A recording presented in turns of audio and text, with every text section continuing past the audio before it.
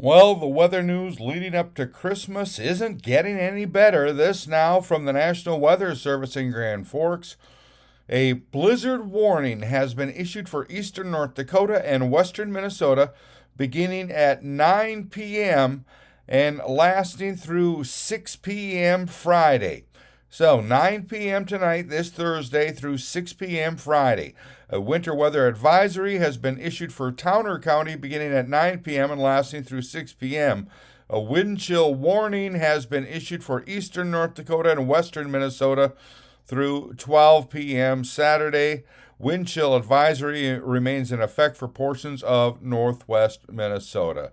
Significant holiday travel impacts expected through Friday. Blizzard conditions, especially in open country.